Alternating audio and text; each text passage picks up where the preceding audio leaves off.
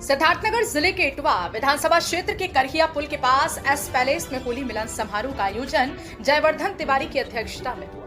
होली मिलन समारोह में डुमरियागंज के सांसद जगदम्बिका पाल ने शिरकत की।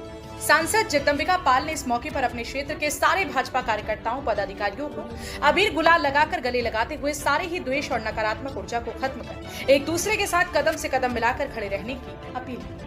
होली मिलन समारोह में आए सभी लोगों ने एक दूसरे को होली की बधाई देते हुए भाजपा को और मजबूत करने का संकल्प लिया। इस मौके पर सांसद जगदम्बिका पाल ने मीडिया से बात करते हुए कहा कि इटवा विधानसभा की सरजमी गंगा की जमुनी तहजीब है। बीजेपी के युवा नेता जयवर्धन तिवारी ने क्षेत्रवासियों को होली की शुभकामनाएं दी। सिद्धार्थनगर से संवाददाता न्यामतुल्लाह की रिपोर्ट। डुमरियागंज में ये होली मिलन का जो कार्यक्रम है, आप देख रहे हैं किस तरह से लोगों में उत्साह है, उमंग है, किस तरह से लोग प्रसन्न हैं। और डुमरियागंज की सरजमी गंगा जमनी की तहजीब मानी जाती है और उस डुमरियागंज में जिस तरह से 144 वर्षों के बाद जिस कुंभ ने पूरी दुनिया को एक आश्चर्यचकित कर दिया कि होली गंगा ने जिस तरीके से उस कुंभ में 64 करोड़ लोगों ने स्नान किया और जो एक आनंद हुआ, अनुभूत हुई केवल हिंदुस्तान नहीं बल्कि देश विदेश से।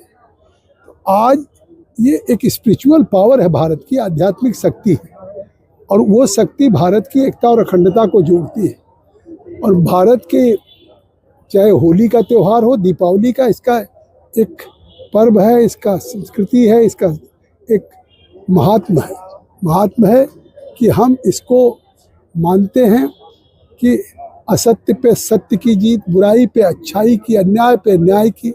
हम जब होलिका दहन करते हैं तो पूरे विश्व में संदेश जाता है कि भारत में एक ऐसा भी त्यौहार है कि एक बुराई के प्रतीक, राक्षसी प्रवृत्ति को उनका दहन हुआ और होलिका उसमें किस तरह से अग्निमा ने उसको किया।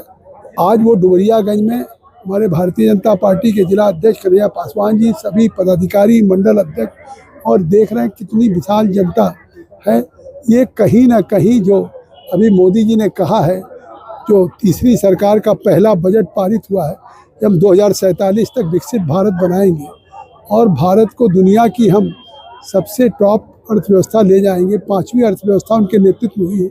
2027 तक हम तीसरी अर्थव्यवस्था बनने जा रहे हैं। आज चाइना, अमेरिका, रूस भी भारत को पहचान रहा है। अभी मोदी जी ने कहा कि अभी तक दुनिया में केवल अमेरिका, इजराइल की गिनती होती थी अपनी सीमाओं की रक्षा की।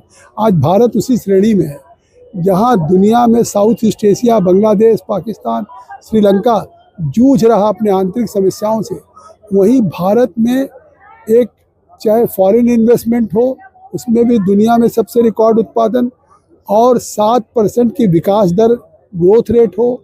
जिस तरह से दुनिया में India is becoming one of the fastest growing economy, वो कहीं ना कहीं ये हमारा ये पर्व है जो हमको ऊर्जा देती है।